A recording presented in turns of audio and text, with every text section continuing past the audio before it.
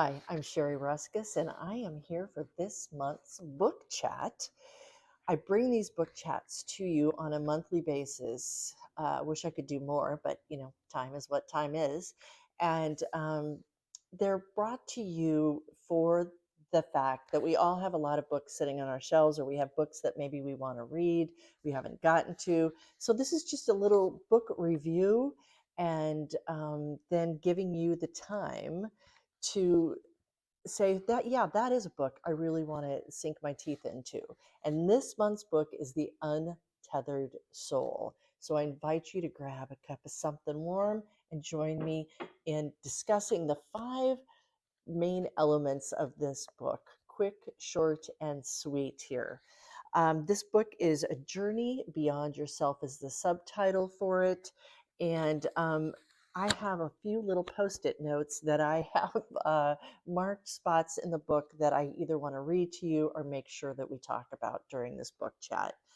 And the question that Michael Singer, the author of this book, which this was a New York Times bestseller, which he wrote back in 2008. I read this about 10 years ago, and recently I was on a retreat, and our facilitator had a bunch of books that she had brought, and I was just cruising through them, and I came across this and was reading it during the course of the retreat, and it just really brought back all the essence of this book that I loved so much.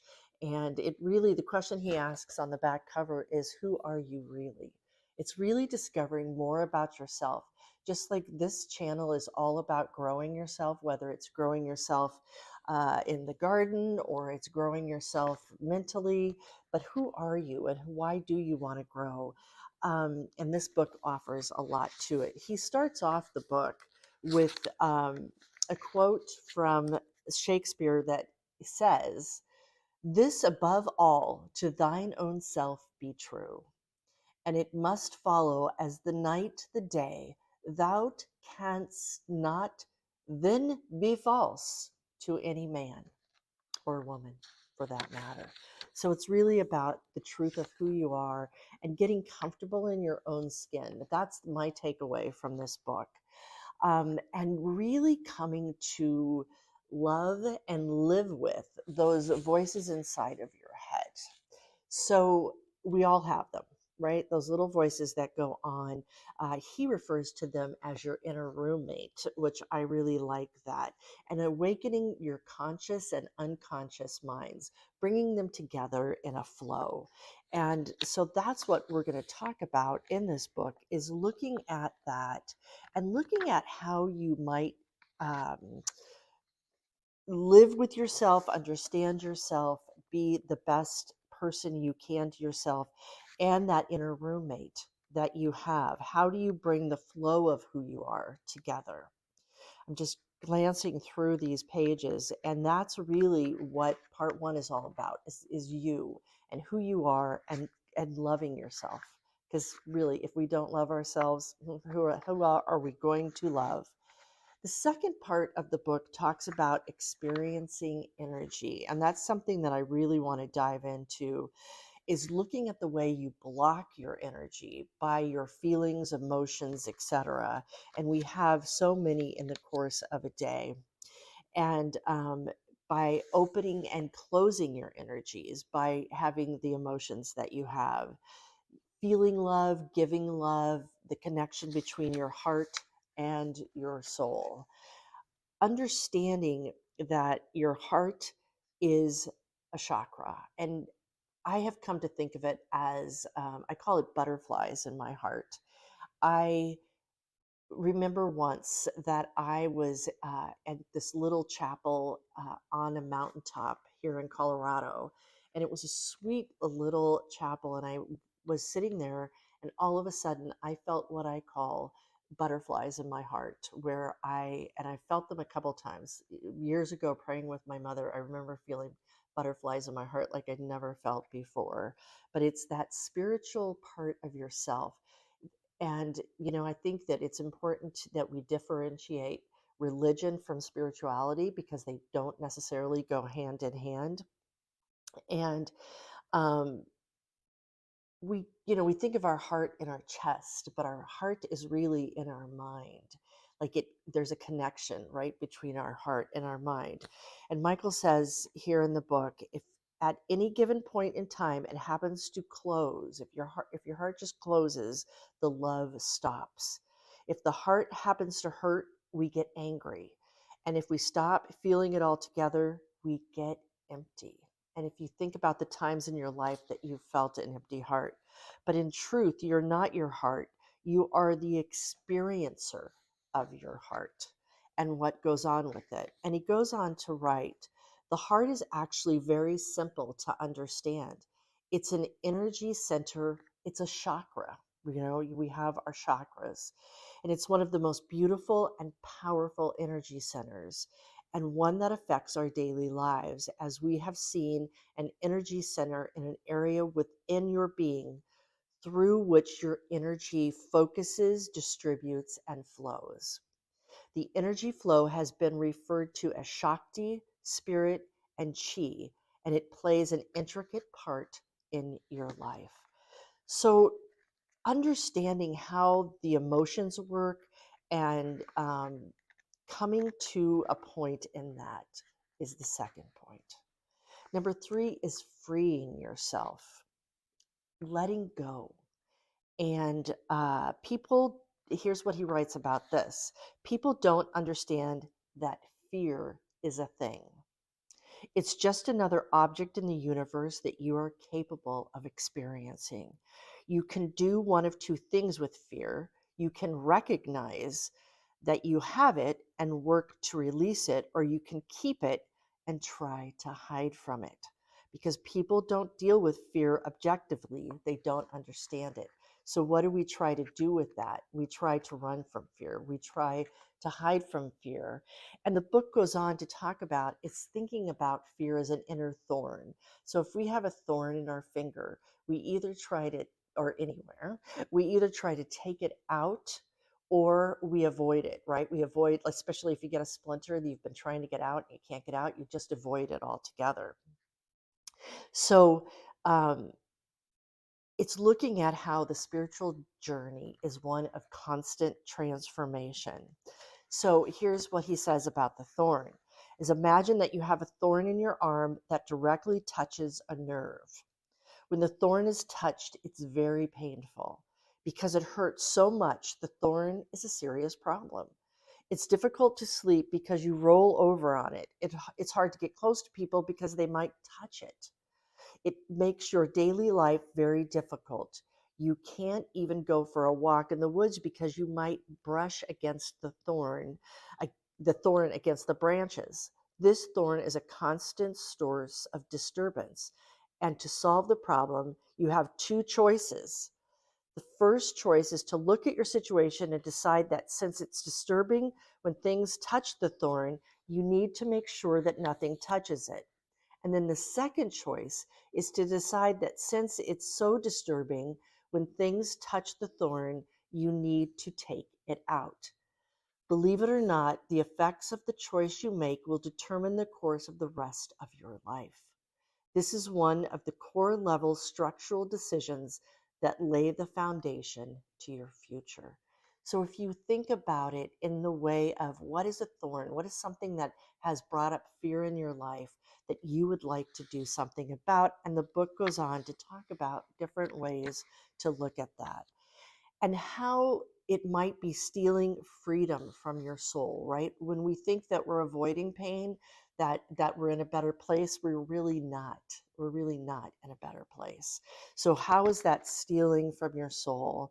And then if you look at imagine, as he says here, imagine what fun life would be if you didn't have those neurotic personal thoughts going on with that in you, right? Excuse me.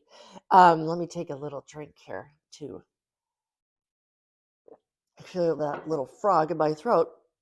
But if you can, if you didn't have those neurotic personal thoughts going on, how are they stopping you? How are they stopping your relationships, your happiness overall? And we're going to talk more about happiness because that's what we're really getting to in all of this. Um, think of any time that you've tried to give up a bad habit, right? And it's just constantly on your mind about this bad habit. But when once you change your thinking around the habit, what happens? You usually are able to adjust the habit that you've had. The key Michael talks about is to be quiet. It's not that your mind has to be quiet, you need to be quiet. You, the one inside watching the neurotic mind, right? So that's the conscious mind listening to the back and forth chatter between yourself and just to relax and get into it. And there's a simple awareness practice that he shares. And there are, let's see here, some simple awareness practices that only take a second to do yet will help you to stay centered behind the mind. So here's what this little exercise is that every time you get into your car, as you're settling into the seat, just stop. Take a moment to remember that you're spinning on a planet in the middle of empty space. I think we take ourselves too seriously, right? And then remind yourself that you're not going to get involved in your own melodrama. Who causes most of our drama? I have learned at this point in my life, and this has been a great reminder reading this book, that I am the creator of my own drama. Um, in other words, let go of what is going on right then and remind yourself that you don't want to play the mind game with yourself. Pain is the price of freedom. So sometimes we have to step over, get through the pain, remove the thorn.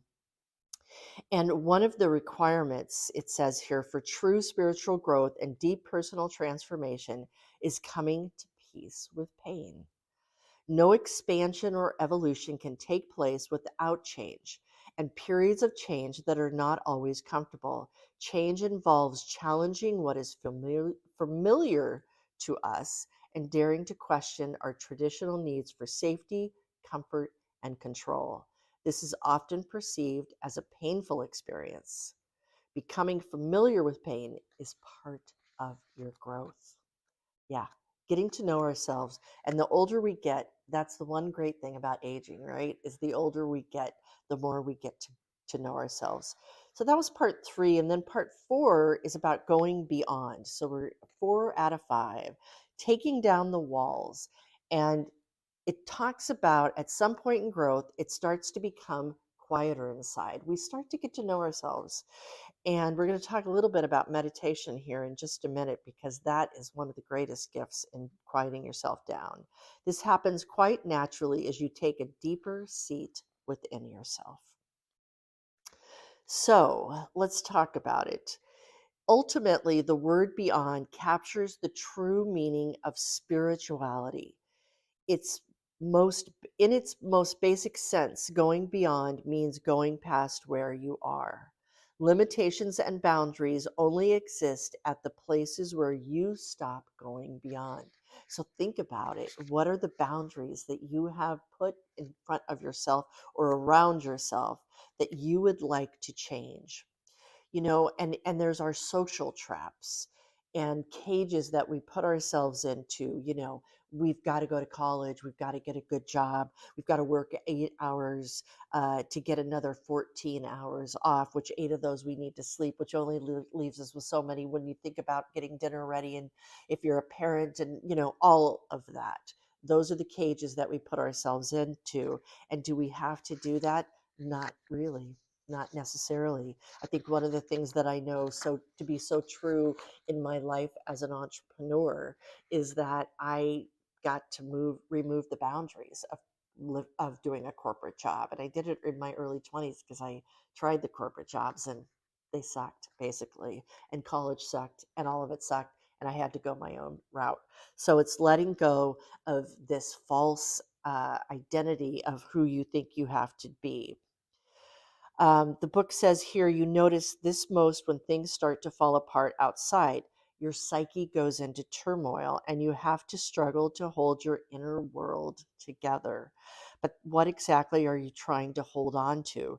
The only things in there are your thoughts, emotions, and movement of energy, none of which are solid. They are like clouds, simply coming and going through a vast inner space. but you keep holding on to them as though consistency can substitute for stability. The Buddhists have a term for this. They call it clinging. I love the idea of that, that you're clinging on to what the psyche is all about. You're clinging to a thought or an idea that you thought to be true, but maybe it wasn't. This other idea that I have highlighted here is that consciousness is a dynamic field of awareness that has the ability to either narrowly focus or broadly expand. All right, so let's get more specific. You hold on to a consistent set of thoughts and concepts. And I am reading this from the book, just to be clear here. You try to hold a consistent set of thoughts and concepts in your mind, such as, I'm a woman. Yes, even that is a thought or a concept held in your mind. You who are holding on to that are neither male or female. You are the awareness who hears the thought of seeing a woman's body in the mirror, but you cling tightly to these concepts. You think, I'm a woman, I'm a certain age, and I believe in one philosophy versus another. You literally define yourself based on what you believe. I believe in God. I don't believe in God. I believe in peace and nonviolence, or I believe in survival of the fittest. I believe in capitalism, or I believe in neo socialism. You take a set of thoughts in the mind and you hold on to them. You make a highly complex relational structure out of them, right? This is your beliefs. That you make a highly complex relational structure out of them and then present the package as who you are. This is who I am. But it's not who you are. It is just the thoughts you've pulled around yourself as an attempt to define yourself. You do this because you are lost inside. And you find this so often. We all meet people who just are so wrapped up in a belief that that's all they can talk or think about. We've seen that in politics in the last few years, sadly, right? That it's divided families, that it's all that, but that's not who they are. It's they've lost the core of who they are when they have to get so filled with that kind of thought. So the book goes on, and this is the part of the book that I really, and the part of life that I really do love. It's that you become truly spiritual. When you can become truly spiritual, one with yourself and your beliefs, that your beliefs don't define you, that they take you. Well, let me just read what the book has to say about this. When you become truly spiritual, you are totally different from everybody else. That which everybody else wants, you don't want. That which everybody else resists, you totally accept. Why should anything that anyone says or does cause you to get disturbed? And this is a key, because if you think about it, right, from social media to so many other areas in our life, that it tends to define us at times, and we can't let it do that. Um, you're just on again, it reminds us that you're just on a planet spinning around in the middle of absolutely nowhere. When we get to the real serious facts of what this life holds, right, is that's it. You came here to visit for a handful of years and then you're going to leave. How can you live all stressed out over everything? And this, I think, is key, that when you think about the things you stress about every single day, don't do it. If anything can cause disturbance inside of you, it means it hit your model. It means it hit the false part of you that you built in order to control your own definition of reality. But if that model is reality, why didn't experiential reality fit? Why didn't it fit that perfect model that you created? There's nothing you can make up inside your mind that can even be considered reality. You must learn to be comfortable with psychological disturbances when it isn't the perfect thing, that the plan that you put in your planner. One of the things that I have in my planner that I created, it's not the perfect plan. It's an outline of what might be a perfect plan, but it's not the perfect plan. The path of unconditional happiness. So we're getting into part 5 here, which really talks about the goal of it all. Isn't it to be happy? I know it is for me. It is to be happy, and it should be for all of us, because if we all had that goal to be happy, I want this day, number one goal today is just to be happy. It says here in the book that people tend to burden themselves with so many choices, but in the end, you can throw it away and make one basic underlying decision. Do you want to be happy, or do you want to be happy? It's really that simple. Once you make that choice, your path through life becomes totally clear. Think about it. And that's what the key is, to learn to keep your mind disciplined enough so that it doesn't trick you into thinking that this time it's worth closing. If you slip, get back up. The minute you slip, the minute you open your mouth, the minute you start to close and defend yourself, get back up. Just pick yourself up and affirm inwardly that you don't want to close no matter what happens. And it goes on to talk about meditation and how meditation strengthens that center core of you. As a daily practice, I know that it's changed my life. I call it morning momentum, but it releases that tendency to close. You take every morning and you open yourself up to the possibility of quiet, that quiet we talked about a few points ago. It's that you take that time to get quiet, to open yourself up to that unconditional happiness. Because in the moment of meditation, nothing, you're closing yourself off, nothing touches you. And there's a lot of ways to look at meditation.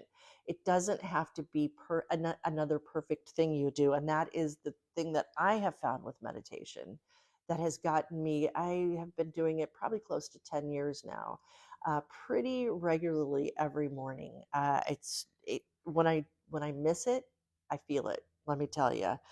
It goes on to say that unconditional happiness is a very high path and a very high technique because it solves everything. So you have, if you think about things that we put our time into, that's the important thing that matters the most.